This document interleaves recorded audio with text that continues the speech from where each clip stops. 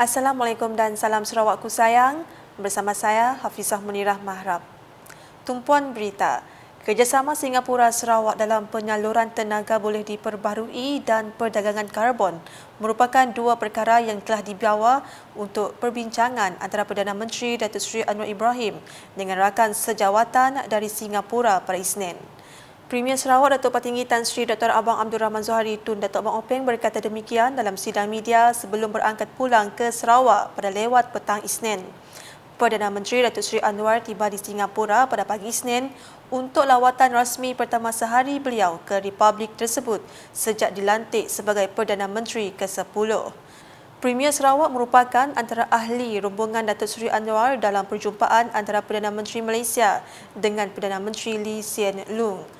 Dalam perbincangan tersebut, Datuk Seri Anwar telah membangkitkan isu mengenai cadangan pengeksportan tenaga elektrik dari Sarawak ke Singapura yang juga akan melibatkan persetujuan kerajaan Indonesia. Kabel elektrik bawah laut dari Tondong Sarawak ke Singapura akan melibatkan jarak sepanjang 720 km di mana sekurang-kurangnya 70% aluan tersebut berada di perairan Indonesia melalui koridor Muri-Midai. Premier Sarawak berkata jika menjadi kenyataan melalui projek tersebut dengan kos sehingga Singapura $8 bilion, Sarawak berpotensi mengeksport sehingga 1,000 megawatt tenaga ke Singapura. Bagi pihak Sarawak, Datuk Seri Anwar juga telah menyentuh mengenai potensi kerjasama perdagangan karbon antara pihak swasta Singapura dan Sarawak. Bagaimanapun, kerjasama tersebut ketika ini masih dalam peringkat perbincangan antara swasta Singapura dan Sarawak.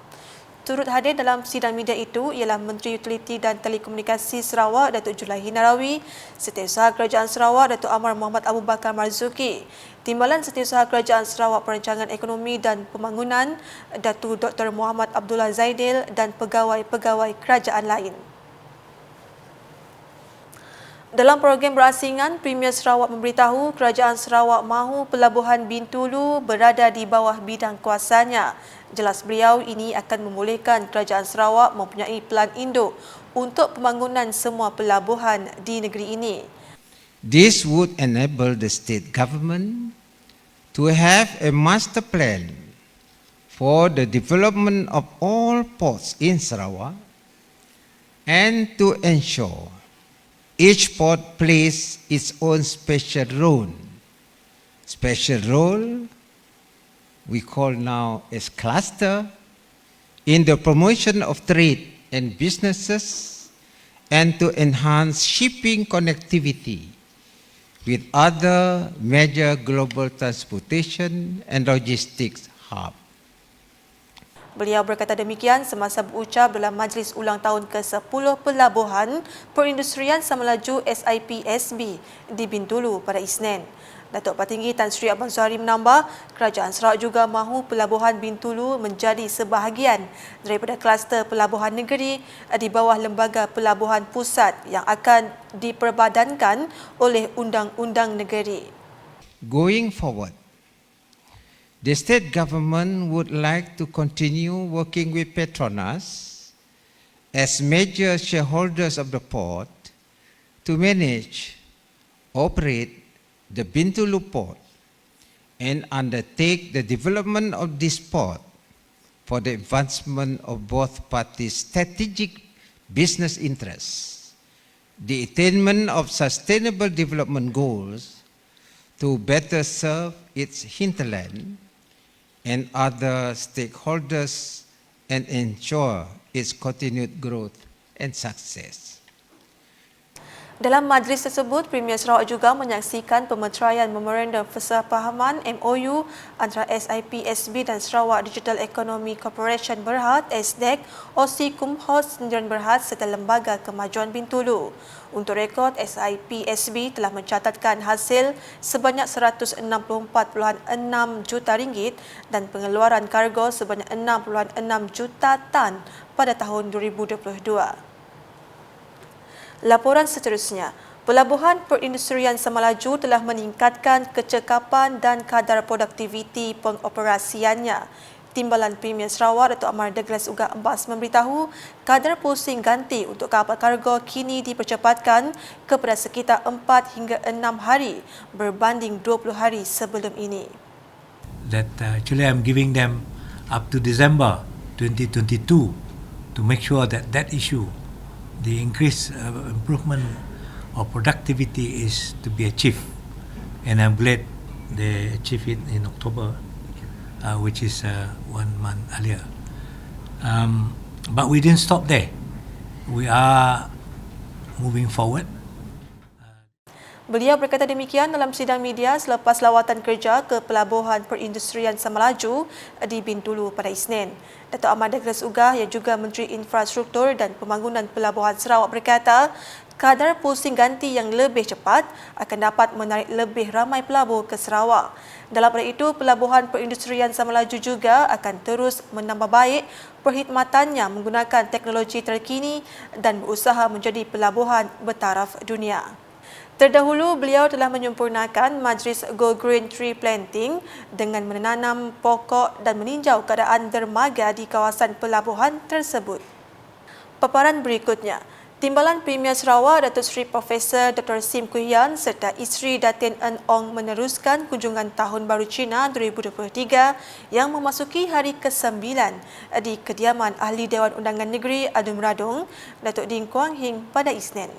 Kunjungan hormat Dr. Sim disambut oleh ahli-ahli parti SUPP Cawangan Bintangor yang terdiri daripada cawangan wanita dan pemuda.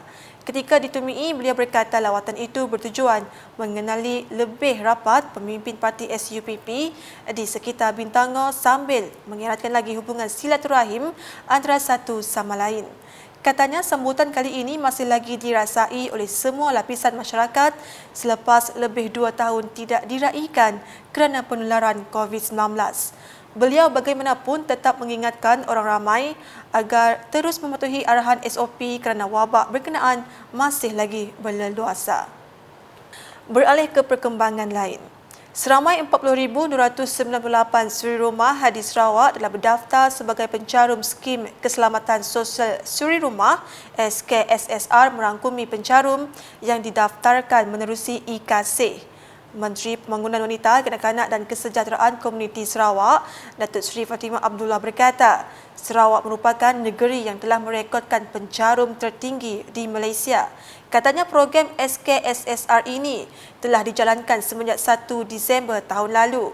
Tambah Datuk Seri Fatimah, definisi suri rumah yang layak di bawah SKSSR ialah golongan wanita sama ada bujang atau sudah berkahwin, menguruskan rumah tangga sepenuh masa atau separuh masa, termasuk isteri, ibu, balu, bercerai atau ibu tunggal. Beliau berkata demikian dalam sidang media sempena kunjungan hormat daripada Pertubuhan Keselamatan Sosial Perkeso dan penyerahan faedah pengurusan mayat FPM di bawah SKSSR di Kuching pada Isnin. Dalam hal itu, jelasnya kerajaan Sarawak telah memperuntukkan sebanyak 4.2 juta ringgit bagi tahun 2023 kepada Kementerian Pembangunan Wanita, Kanak-kanak dan Kesejahteraan Komuniti melalui Jabatan Wanita dan Keluarga Sarawak untuk meneruskan pembiayaan caruman minima RM60 kepada isteri ketua isteri rumah yang berdaftar dalam pangkalan data IKASE. Sementara itu, Datuk Seri Fatimah turut menyaksikan penyerahan FPM berjumlah RM2,000 kepada Amran Abdullah yang merupakan suami kepada Alina Saleh, seorang pencarum SKSSR yang telah meninggal dunia pada Disember tahun lepas akibat kegagalan buah pinggang. Sementara itu, Majlis Bandaraya Kuching Selatan MBKS bakal menganjurkan konsert Cap Gohmeh 2023 bertempat di Lake Theatre Kuching Park di MBKS pada 4 Februari ini. Datuk Bandar MBKS Datuk Wee Hong Seng berkata konsert ini dijangka mendapat sambutan menggalakkan daripada orang ramai dengan sasaran sekitar 3,000 ke 5,000 pengunjung. 4th of February 2023, this coming Saturday 7:30 to 10:30, we are getting artists to perform for our MBKS Cap Gohmeh concert. This is the first time we are organizing it. Previously, we are doing the countdown, but due to the state is so big, so we try not to put two events at one night. so they will be able to have more events for Kuching. So that's why we selected Cap Gome, and the state will be doing their own countdown. Right? So we have get the official radio at My FM with our official radio, and then getting 8 artists coming in.